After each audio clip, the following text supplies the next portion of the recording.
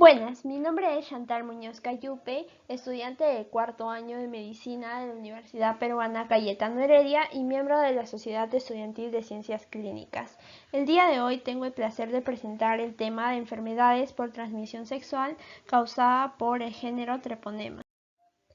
Bueno, estos son los objetivos del video. Primero vamos a describir las generalidades del género treponema, vamos a reconocer las características principales de la subespecie de mayor importancia médica, vamos a explicar la patogénesis y cuadros clínicos de la enfermedad causada por esta especie bacteriana y conocer el diagnóstico, tratamiento para la principal enfermedad causada por esta subespecie.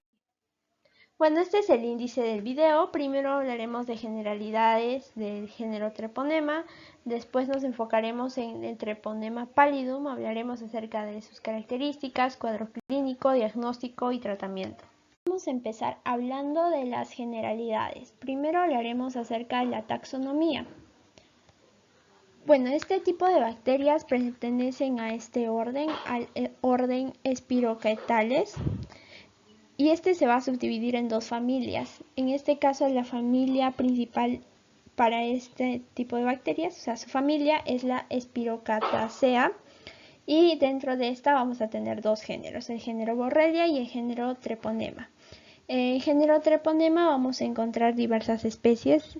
La especie más importante de todas y que produce enfermedades en el ser humano es la del Treponema pallidum. Y esta va a tener diversas subespecies, subespecie pallidum, subespecie pertenue, subespecie endemicum, y también se considera que el Treponema calatheum es parte de esta especie de treponemas. Con respecto a las generalidades de estas bacterias, sabemos que esta bacteria es conocida como una bacteria gram negativa, a pesar de que en sí no se puede realizar una tinción correcta de tipo Gram o Giemsa de este tipo de bacterias, se conocen así debido a un análisis de la estructura de la membrana que es muy semejante al de las bacterias Gram negativas normales o comunes. En este caso, estas bacterias van a ser finas y de forma helicoidal, como podemos ver en ambas imágenes. Van a ser bacterias muy móviles en medio líquido, pueden realizar tanto movimientos de rotación como de traslación. Su reproducción se da principalmente por fisión transversal, aunque su replicación es muy lenta. Estas son bacterias quimioheterótrofas, eso quiere decir que son capaces de oxidar cierto tipo de sustancias reducidas, como por ejemplo glucosa o entre otros, que pueden ayudarlas a generar energía. Tiene una respiración anaerobia estricta o microaerofílica, eso quiere decir que el oxígeno llega a ser muy tóxico para estas bacterias y como ya habíamos mencionado, estas son sus distintas subespecies con lo que respecta a la especie Treponema pallidum. En el caso del Treponema pallidum, subespecie pallidum, la enfermedad de mayor importancia clínica es la sífilis. Después, con lo que respecta a la subespecie pertenue, vamos a tener a la frambesía. Después vamos a tener a la subespecie endemicum, que va a ser causante del Behel, y por último al Treponema calatheum, que va a ser causante de la pinta. En este caso, tanto el Behel como la frambesía son enfermedades de tipo no venéreas a diferencia de la sífilis. Vamos a concentrar ya en lo que es el Treponema pallidum, tanto en características, el cuadro clínico que este desarrolla, del diagnóstico y también el tratamiento en contra de este tipo de bacterias. Bueno, con lo que respecta a características, como ya habíamos mencionado, este tipo de bacteria es una bacteria gram negativa y que no forma esporas. Es denominado un parásito obligado. ¿Qué quiere decir esto? Que sí o sí necesita de su hospedero para poder obtener nutrientes, ya que su capacidad metabólica es muy reducida, porque no contiene o no tiene la maquinaria necesaria para poder obtener nutrientes por sí sola. Bueno, podemos ver que esta bacteria va a carecer tanto de enzima catalasa como de la superóxido dismutasa. ¿Eso qué quiere decir o qué implica esto? Que no va a ser capaz de descomponer a las especies reactivas de oxígeno, también conocidas como ROS, lo cual la hace una bacteria anaerobia estricta o microaerofílica, como ya hemos mencionado antes.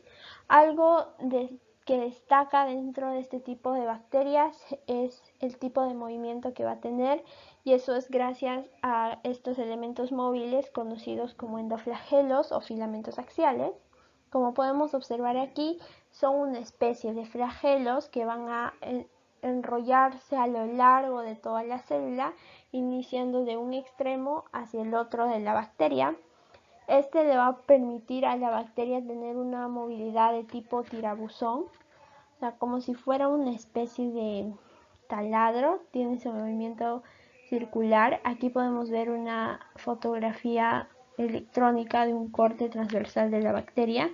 Aquí podemos ver a los filamentos o a los endoflagelos o los filamentos axiales de la bacteria. Bueno, esto es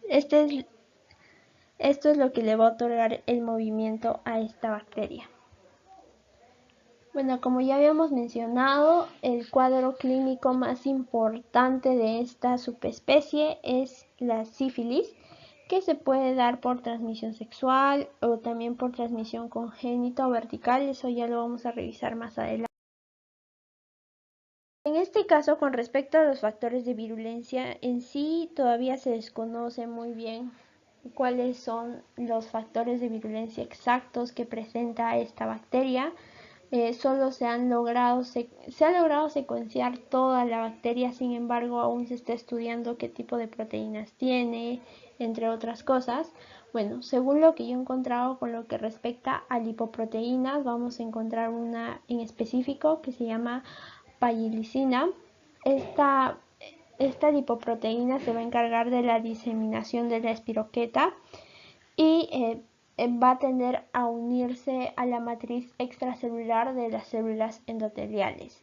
Después vamos a encontrar unas proteínas dentro de la bacteria que son las proteínas BAM y las proteínas TPR. En este caso las más importantes son las TPR. Tenemos a las TPRK, las TPRC y las TPRI. Las K se van a encargar de ayudar a la bacteria a evadir el sistema inmune del hospedero. La C y la I se van a encargar de obtener los nutrientes necesarios del hospedero. Bueno, después se postula que estas bacterias tengan enzimas conocidas como hialuronidasas que se van a encargar de la filtración, que se van a encargar de facilitar la infiltración perivascular. También se cree que puede poseer 5 hemolicinas que se van a encargar principalmente de la lesión tisular que esta bacteria provoca. Lo que sí se sabe es que esta bacteria no va a producir ni exotoxinas ni va a liberar productos de acción enzimática. Vamos a pasar al cuadro clínico, que es la sífilis. En este caso vamos a hablar primero acerca de su transmisión. Vamos a tener dos tipos de sífilis, que son la sífilis adquirida y la sífilis congénita. Con respecto a la sífilis adquirida, esta va a ser debido a que el Treponema pallidum va a ingresar a través de fluidos corporales, a través de cortes o roturas a nivel de piel o mucosas. En este caso pueden ser en genitales externos o la boca, por ejemplo.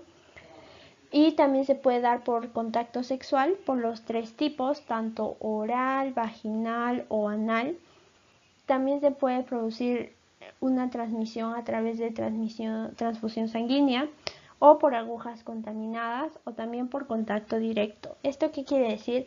Que si una persona toca la lesión que va a provocar esta enfermedad, se puede llegar a contagiar o infectar debido a que la lesión va a poseer una alta concentración de espiroquetas, las cuales van a ser las suficientes para poder infectar a otra persona, o incluso se puede producir una autoinfección, o sea, llevar esta infección de una parte del cuerpo hacia otra.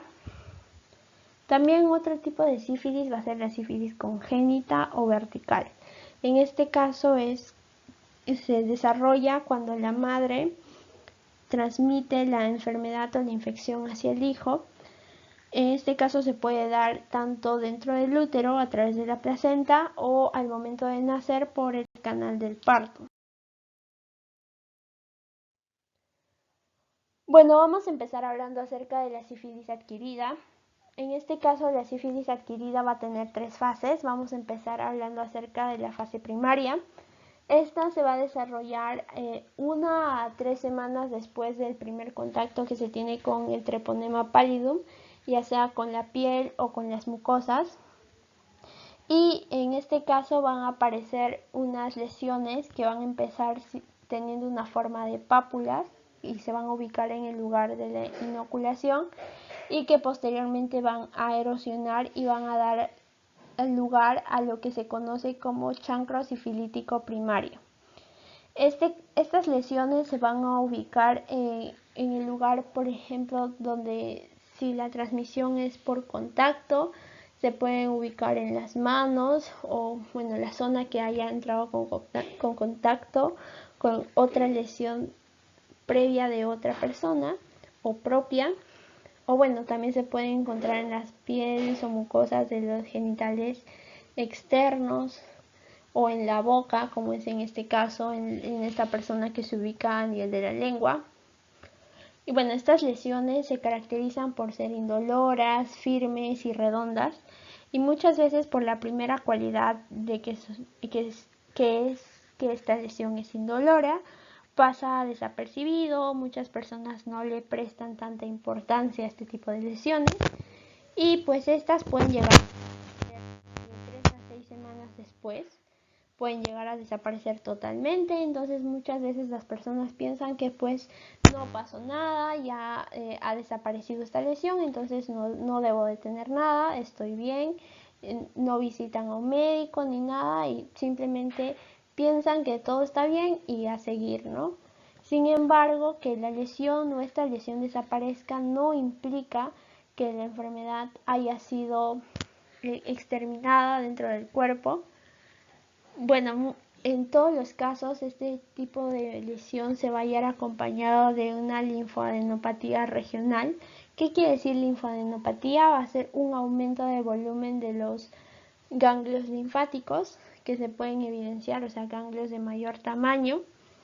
En este caso esta sí va a permanecer hasta la siguiente fase. Esto se produce porque las espiroquetas van a viajar del lugar inicial de la lesión hacia los ganglios linfáticos y bueno, posteriormente ya como la enfermedad va a seguir progresando, pueden llegar hacia la sangre e infectar a muchos más órganos, como vamos a ver más adelante.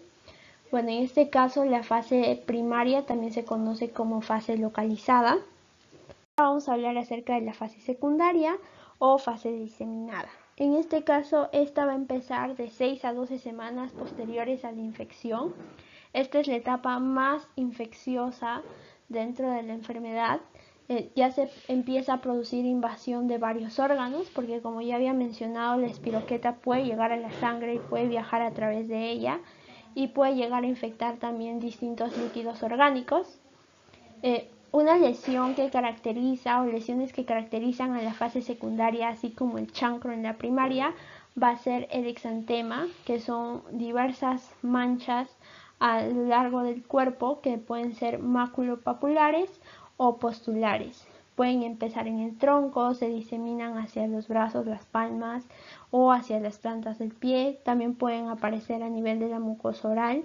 En sí puede aparecer en cualquier parte del cuerpo, no necesariamente en estas zonas que he mencionado. Sin embargo, son las zonas más comunes en las cuales suelen aparecer este tipo de lesiones. Otro hallazgo importante es algo que se conoce como condiloma lata, que va a ser una especie de verruga medio de color blanquecina, que va a surgir cerca a la lesión donde se encontraba, cerca a la zona en la que se encontraba primariamente el chancro, que es la lesión de la fase primaria.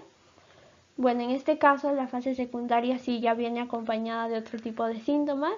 Vas a tener síntomas sistémicos, como en el caso de la fiebre. La linfoadenopatía persiste, va a producirse dolores de garganta, cefalea y también pérdida de peso, entre muchos otros síntomas. Bueno, como podemos observar aquí en las imágenes, aquí podemos ver el exantema maculopapular. En este caso, máculo se refiere principalmente a las manchas rojas y a las pápulas ya estas son lesiones un poco más elevadas, como podemos ver aquí o aquí. Entonces este es un exantema maculopapular que es propio de la sífilis secundaria. Aquí también podemos ver, en este caso ha invadido el torso, pero en este caso ya invade las palmas, también puede invadir las plantas, la mucosa oral. Dentro de esta enfermedad se reconoce una fase también importante que es la fase latente, porque va a llegar un punto en el cual las lesiones maculopapulares pueden llegar a desaparecer del cuerpo. Entonces la persona entra a una fase latente en la cual no se va a hallar ni signos ni síntomas. Sin embargo, esto no implica que la enfermedad haya cedido, sino que la enfermedad sigue progresando, que puede llegar a evolucionar incluso a una fase terciaria si es que no se recibe el tratamiento adecuado. Entonces, en este caso, las espiroquetas se van a trasladar por todos los capilares sanguíneos y van a llegar a muchos más órganos o tejidos que deseen infectar.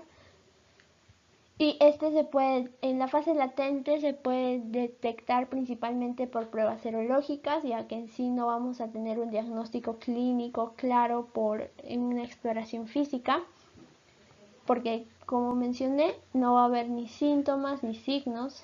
En esta fase se pueden producir recaídas. Eso quiere decir que el paciente sigue siendo un paciente infeccioso, o sea, la persona tiene la capacidad de infectar a otras todavía, no es que en la fase latente esta capacidad se suprima. Y se pueden clasificar en dos, en una fase latente temprana y una fase latente tardía. En el caso de la fase latente temprana, esta es cuando la infección se produjo hace menos de un año, y la tardía es si esta infección se produjo posterior a un año. Por último, vamos a tener la última fase de la enfermedad, que es la fase terciaria, que es ya la fase más grave de la enfermedad. También se conoce como fase sistémica. En este caso se suele producir aproximadamente después del tercer año de infección y se desarrolla aproximadamente en un tercio de los pacientes que tienen sífilis. Esta se caracteriza por ser una respuesta inmune muy severa, es una reacción de hipersensibilidad de tipo 4. Y bueno, al igual que en las otras dos fases, en la fase primaria con el chancro, en la secundaria con el exantema, en la fase terciaria vamos a tener lo que se conoce como goma sifilítica, que va a ser una lesión granulomatosa con un centro en el cual existe necrosis de tipo coagulativo, y va a ser una lesión de gran tamaño que puede aparecer en piel, mucosa, sin embargo puede llegar a cualquier órgano. También otro tipo de manifestaciones clínicas son las que ocurren a nivel cardiovascular y a nivel del sistema nervioso central. En este caso, a nivel cardiovascular vamos a hallar inflamación o también destrucción del vaso vasorum de la aorta descendente, que puede provocar un aneurisma a nivel de esta.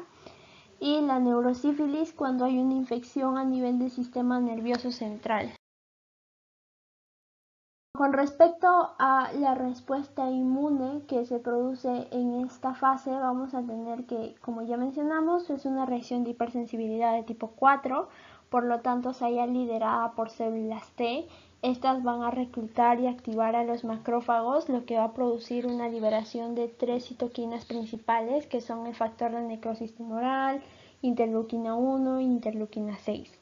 Y acompañado de esto van a aparecer síntomas como edema, hinchazón, enrojecimiento, calor y síntomas sistémicos como la fiebre.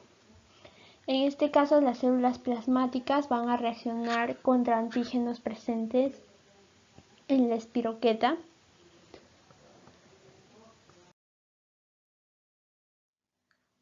Uno de los sistemas más afectados por la sífilis va a ser el sistema nervioso central, en lo que se va a conocer como neurosífilis. Esta se puede desarrollar en cualquier fase de la infección, sin embargo existe una mayor probabilidad de su desarrollo si es que la persona no ha recibido ningún tipo de tratamiento. Y esta de aquí va a tener diversos signos o síntomas de acuerdo al lugar en el cual se albergue. Si se alberga en la porción posterior de la médula espinal, se va a conocer como tabes dorsal, que es una mieloneuropatía crónica y de progresión lenta. Después, si es que estas espiroquetas se llegasen a albergar en los capilares de la porción anterior de la médula, se va a producir una paresia general que va a constituir pérdida de sensación, debilidad y parálisis. Y si se albergan en el cerebro, se van a producir una gran diversidad de síntomas como dificultad para hablar, comportamiento alterado, pérdida de memoria, entre otros. Y en el caso de que llegara al ojo, se sabe que se puede producir lo que se denomina pupila de Argyll-Robertson, en el cual se pierde el reflejo fotomotor del ojo. En el caso de que un paciente esté coinfectado con VIH, se pueden acelerar las complicaciones neurológicas, en este caso como por ejemplo la meningitis. Bueno, con respecto a la sífilis congénita, congénita o de transmisión vertical, vamos a tener que esta infección se va a producir a través de la placenta o a través del canal del parto. Bueno, se va a dividir en dos, en enfermedad temprana y en enfermedad tardía. En la enfermedad temprana es en los 2 primeros años de vida y en la tardía posterior a los 2 años. En la enfermedad temprana, una de las mayores consecuencias es la muerte intraútero o al momento del nacimiento. También se puede producir erupción maculopapular, daño del hígado y del vaso, por lo cual se evidencia una hepatoesplenomegalia, y también el niño puede desarrollar neuritis óptica. En el caso de una enfermedad tardía, se van a ver diversos signos y síntomas. En este caso, vamos a tener uno de los signos principales, que es la nariz sencilla de montar, como podemos observar aquí. Y se produce por una destrucción del hueso nasal. Y después vamos a tener a las espinillas en forma de sable o tibias en forma de sable, que es una deformidad a nivel de estos huesos. Otro signo van a ser los dientes de Hutchinson. En este caso va a ser un cambio morfológico de las piezas dentarias. Y también otro signo y síntoma va a ser la pérdida de la audición. Con respecto a las pruebas que se van a utilizar para el diagnóstico de la sífilis, vamos a tener a las pruebas serológicas, que van a proporcionar un diagnóstico presuntivo de la sífilis. En este caso se evalúa la respuesta inmune humoral del paciente. En este caso vamos a tener dos tipos de pruebas serológicas, las pruebas no treponémicas y las treponémicas. Con lo que respecta a las pruebas treponémicas, estas se van a basar en la detección de anticuerpos no treponémicos activados por el sistema inmune del hospedero frente a antígenos preparados como la lecitina, el colesterol y la cardiolipina. En este caso, estas pruebas no son totalmente exactas porque, por ejemplo, en el caso de la cardiolipina, como dice ahí, es el resultado de cualquier daño celular que se puede provocar en el cuerpo, no necesariamente por una infección por Treponema pallidum. Bueno, en este caso estas pruebas son de tamizaje y no son confirmatorias. También pueden ser usadas para el seguimiento del paciente. Bueno, la primera prueba que vamos a tener es la prueba BDRL o de floculación microscópica. ¿Qué quiere decir esto? En este caso, la floculación es la reacción entre el antígeno y el anticuerpo. En estas pruebas se va a evidenciar a través de la presencia de grumos y en este caso se van a leer a través de un microscopio. Y estas pruebas pueden ser tanto cuanti como cualitativas. Cuanti porque se puede medir la titulación del paciente, y cualitativo porque se puede llegar a observar cuántos grumos hay, de qué tamaño son, entre otros. Bueno, en este caso esta prueba es especial porque se puede usar para el diagnóstico de la neurosífilis, es algo que debemos tener en cuenta. Y por otro lado tenemos a la prueba RPR. En este caso lo que va a ocurrir es básicamente lo mismo, también se observa la presencia o ausencia de grumos después de mezclar una suspensión antigénica, que como ya habíamos mencionado antes pueden ser de cualquiera de estas sustancias, y se le enfrenta a los anticuerpos del paciente. Entonces se espera ver si es que se desarrollan o no grumos. Entonces se pueden reportar los siguientes ítems. Se puede reportar reactivo si es que nosotros tenemos grumos medianos o grandes, reactivo mínimo si encontramos grumos pequeños con partículas de antígeno, o no reactivo si es que simplemente no observamos nada. Bueno, con respecto a la interpretación, de acuerdo a lo que ya mencioné algo, si nosotros tenemos un resultado reactivo, quiere decir que tenemos una infección presente o pasada con treponemas patógenos, porque como ya habíamos mencionado, esta prueba no es específica para el treponema pálido. Y otra posible interpretación del resultado reactivo es que se puede deber a un falso positivo, por lo cual es necesario hacer una comprobación con una prueba treponémica. Y también otro tipo de resultado al cual podemos llegar es un resultado no reactivo sin evidencia clínica. Eso quiere decir no existen lesiones, el paciente no tiene ningún tipo de síntoma ni nada. Entonces, una de las posibilidades es que no hay infección por treponema. Otra es que, bueno, como ya habíamos mencionado en este caso, estas pruebas se pueden utilizar para hacer el seguimiento de los pacientes. Entonces, si tenemos un resultado no reactivo y sin evidencia clínica en un paciente ya diagnosticado previamente con sífilis, podemos decir que el tratamiento es efectivo. En este caso, por ejemplo, con respecto a la prueba de BDRL, que también nos ayuda a medir la titulación del paciente, si nosotros vemos que la titulación es 4 veces mayor a la previa que nosotros teníamos, podemos decir que el paciente quizás tenga una reinfección o una recaída, pero si en este caso este valor es 4 veces menor, podemos decir que el tratamiento está siendo efectivo, o en este caso que el resultado sea no reactivo. También podemos ver el resultado no reactivo con evidencia clínica. En este caso, esto sugiere una enfermedad, pero en la etapa primaria, o sea, sífilis primaria, ya que en muchos casos se ha visto que cuando el paciente está atravesando la fase de sífilis primaria, muchas veces las pruebas serológicas suelen dar negativas. Bueno, ahora, como habíamos mencionado, pueden haber reacciones falsos positivos en los resultados reactivos, y estos pueden ser de dos orígenes, origen agudo y origen crónico, que también debemos tener en cuenta. En el caso de agudo, si es que la persona tiene alguna infección viral, alguna vacunación reciente, quizás otro tipo de enfermedad que sea un herpes genital o VIH, también puede deberse a paludismo, entre muchas otras. Y si es crónico, también se puede deber a que la persona ya es una persona mayor, o sea, envejecimiento, trastornos de autoinmunidad, como en el caso del lupus eritematoso sistémico, artritis reumatoide, o también al consumo parenteral del. Otro tipo de pruebas serológicas son las pruebas treponémicas. Para las pruebas treponémicas vamos a cuantificar los anticuerpos específicos frente a un antígeno de treponema pallidum, y esto no es útil para hacer seguimiento del paciente. Para hacer seguimiento del paciente principalmente se utilizan las no treponémicas. Bueno, vamos a tener dos pruebas principales que van a ser la FTABS.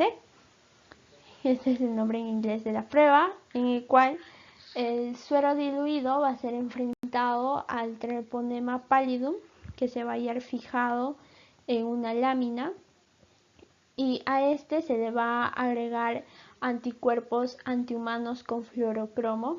Eso quiere decir, nosotros tenemos en una lámina, tenemos fijados antígenos específicos para treponema pálido. Nosotros agregamos el suero diluido del paciente. Este de aquí, si es que la persona tiene la enfermedad, va a reaccionar con los antígenos en la lámina, y posteriormente nosotros vamos a adicionar un anticuerpo antihumano, o sea, que reaccione con el anticuerpo que va a reaccionar a su vez con el antígeno, y este anticuerpo antihumano va a tener un fluorocromo que nos va a dar como resultado una fluorescencia en la muestra. Entonces eso es lo que vamos a medir, la fluorescencia de la muestra. Después vamos a tener otra prueba que es la de microhemaglutinación para treponema pallidum, que es una prueba de hemaglutinación pasiva. En este caso vamos a tener el suero del paciente enfrentados a glóbulos rojos tanto de carnero o de pollo que se hayan sensibilizados con treponema. Bueno, en este caso vamos a tener dos posibles resultados, una formación de botón o formación de malla. Cada uno quiere decir cosas distintas. En el caso de botón quiere decir que hay una ausencia de anticuerpos y en el caso de la malla una presencia de estos.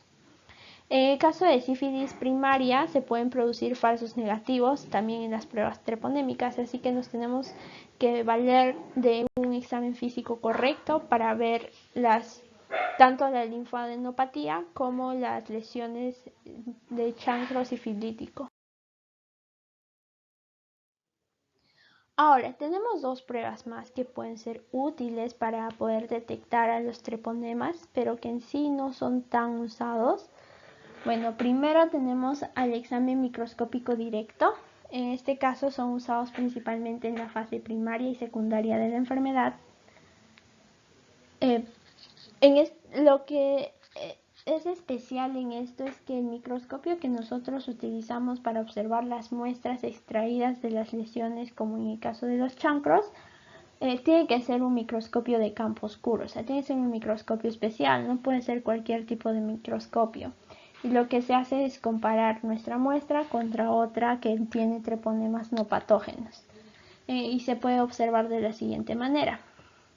Y la otra forma de detección puede ser por inmunofluorescencia directa frente a treponema pallidum, en el cual lo que se hace también es una especie de reacción antígeno-anticuerpo, pero directamente con las espiroquetas.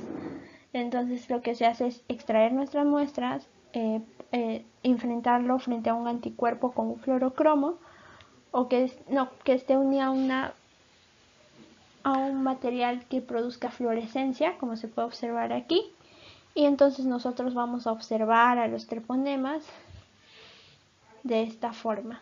En sí estas dos no son muy utilizadas porque para poder extraer muestras de un paciente, para poder detectar a los treponemas pallidum en sí, es muy complicado porque, como ya hemos mencionado, estas bacterias son especiales porque son bacterias anaerobias estrictas, son bacterias que en sí no pueden sobrevivir fuera del hospedero.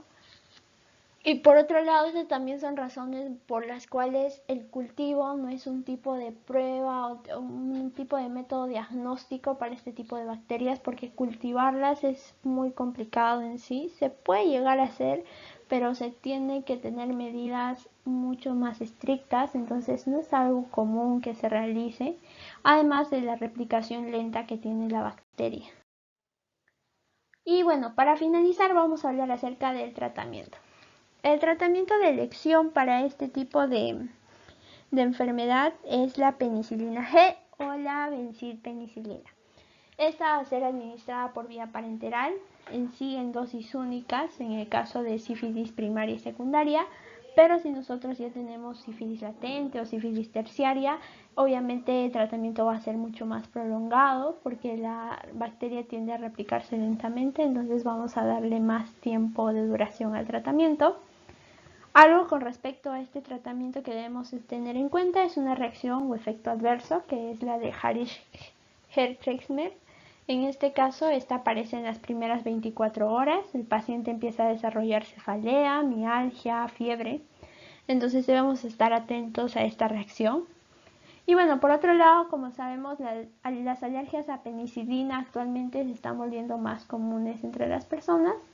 Entonces, en caso de que la persona sea alérgica a la penicilina, otros fármacos que se pueden usar son la doxiciclina o la citromicina.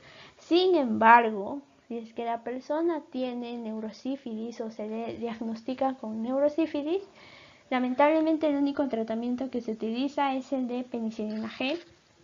Por lo tanto, si el paciente es alérgico, lo que se procede a hacer es una desensibilización del paciente para que éste no produzca ninguna reacción frente al medicamento. Sin embargo, en estos casos el paciente tiene que estar muy controlado para no poder desarrollar ningún tipo de efecto adverso. Y bueno, eso sería todo por el video. Estas son las referencias que he usado para desarrollarlo y muchas gracias.